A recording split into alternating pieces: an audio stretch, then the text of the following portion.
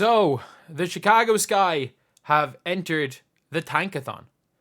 They have entered the Tankathon without their own pick.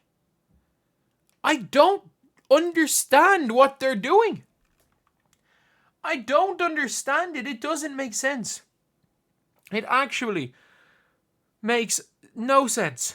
You have traded Marina Mabrey for a team who's going to be good for 2 more years. You've traded 2 pick swaps that aren't even going to be freaking pick swaps.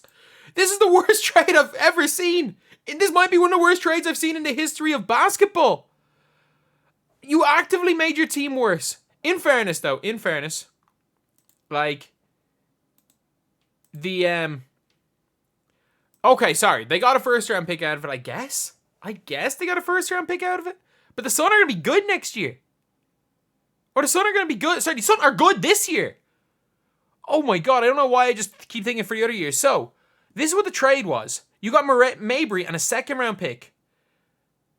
And the Chicago Sky second-round pick is going to be in and around, like, what, 14? Or not, it'll be about 16? And then the Connecticut Sun are going to be probably the second or third best regular season team. So their pick is going to be like 10. So you traded to go up about 6 picks and the rights to a 2026 first round pick swap when the Connecticut Sun are going to be better than the Sky next year because the Connecticut Sun are probably going to keep their big 4 and they now have Marina Mabrey, who if she's under is it some sort of weird thing that like maybe Mabrey's contract means they can't re-sign Dejanay Carrington and then all hell breaks loose and you can sign Carrington? Is this some like 1,000 IQ move? Because you took 2 players for 1, which means your extra roster spot isn't filled. You got Rachel Banham, who, I get it, she went off 2 games ago and she can shoot the ball a little bit. She's a 31-year-old who has never averaged more than 7 points in her career. She's 31. She's shooting 34% from 3. Which, again, I want to see what Mabrey's shooting. Which isn't, again, Mabrey's going through a slump right now and still averaging 13 points a game. She's averaging 13 points through a shooting slump. And has that, like, can give you something. She has that ability to pass. And that is, like, the one thing with Marina Mabrey is, like, she has the ability to pass. She is that, like, tough Chicago player that fits the coach. I don't think this can't be a coach. This cannot have been a coaching decision. There's no way. Like, I'm looking at Marina Mabrey's 3-point percentage on the year. Like, they don't win yesterday if it's not for her. They're shooting the exact same 3-point percentage. Oh my god. So you gave Marina Mabrey a 34.8% 3-point shooter for a 34.8% 3-point shooter and 35% 3-point shooter on the season in Rachel Banham, who is 3 years older. There's no way. And like, again, Mabrey shot 39% last year. I know Banham shot 40, but like, Mabrey's going through a slump and she's shooting the same shooting percentages. And also, Mabrey's an elite passer. She's not a great defender by any means, but she's tough. She's tough. Like, you're entering the Tankathon for no reason. To go up, what, 5 spots in this year's draft? Okay, who do you want? Who are you not sure is going to be there at the start of the second round? Okay, do you want to try get Anissa Morrow, who had played with Angel Reese? And the hilarious thing is, I saw somebody a couple of days ago in my comment section talk about how Anissa Morrow was the best player on the 2023 championship team and how she carried Angel Reese. Yeah, man, she definitely carried Angel Reese all the way from DePaul. But, like, what? I get it. Banham went off 2 games ago. And, like, if Banham doesn't shoot 8 for 11 2 games ago from 3, her percentages are worse than Marina Mabrey's. This is beyond crazy. This is beyond crazy. I want to see what the people are saying. I'm not sure where we go. Horrible deal. We need more. Does this mean we get first round pick? They don't get their own first round pick back. The only way this would make sense is if they somehow were able to get their own Dallas are worse than them, so their own first round pick doesn't matter. If they were able to get their own first round pick back and they would go fully into tank mode and maybe look out and get Paige Beckers, I don't know. But what the hell is this going to do for the Sky? Like, they're tanking. They have to be tanking. They made their team worse, and they're already not in a great position. If they needed that win yesterday, they badly needed that win yesterday. And that was their most impressive. Actually, it wasn't. Their most impressive win was against the Liberty at the start of the year, because the Liberty actually had a full team and played pretty well. The Aces were just so bad yesterday. But, like, they are 3 games ahead of the Atlanta Dream coming into the Olympic break.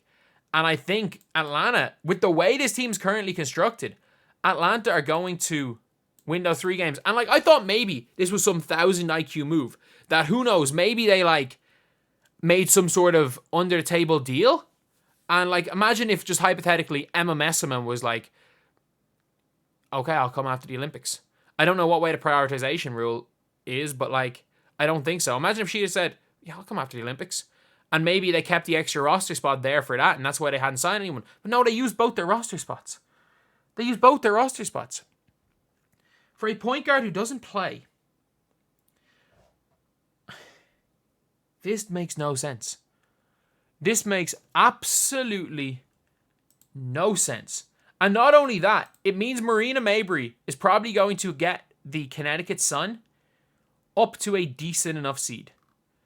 Like, they're not up to decent enough. They're going to probably be the second best team in the regular season after the Liberty. So we've now got a situation where you're only getting a pick from a team that you made better.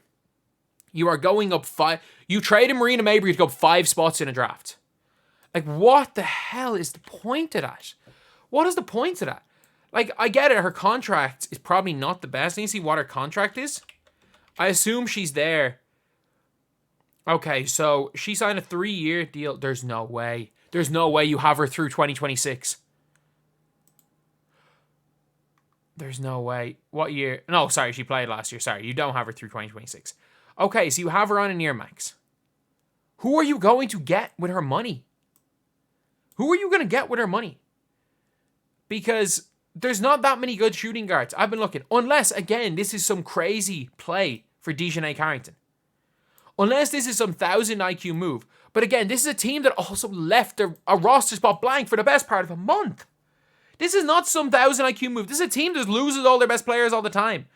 Heck, players that win in Chicago want to leave Chicago. Players that will win rings for the Chicago Sky want to leave Chicago. Talking about KFC. Talk about, like, Elena Deladon. Players that win in Chicago want to leave Chicago because of their... Like, look, these are... Chicago Sky, as a organization, they're as incompetent when it comes to keeping players as the Indiana Fever. But, like, what the hell is going to happen to Angel Reese's rookie season? Like, they might not make the playoffs. Like, they are literally putting all their eggs in the Kennedy Carter basket. They might not make the playoffs. Like, 3 games. You might say, oh, it's a big difference because they're only a half a game off Indiana now. The difference is that they have one of the hardest schedules to end the year. And the Atlanta Dream are getting Ryan Howard and Jordan Canada probably back. To be fair, thankfully, they are 4.5, or they're 5 games ahead of the Dallas Wings. The Dallas Wings, I don't think, have any chance.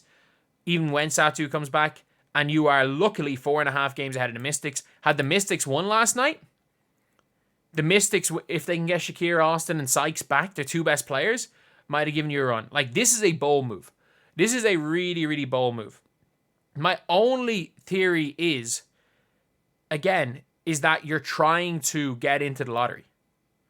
You're trying to get into the lottery, and I know Dallas have that have your pick, but there's always a chance that the lottery picks are 1 and 2. Maybe you're thinking long term and being like, look, we're not winning with this crew. We're not winning with Marina Mabrey here next year. We're going to have to pay Kennedy Carter. We're going to have to pay Kennedy Carter next year. She's a free agent. So maybe they're thinking we have to pay Kennedy, and also we want one of Anissa Morrow, Kiki, or Paige Beckers, and we can't afford to fall outside top 4. That's the only logic. That is the only logic around this. But I don't even think there's logic. They just entered the tank. They literally just entered the tank-a-thon without their own pick. This makes no sense.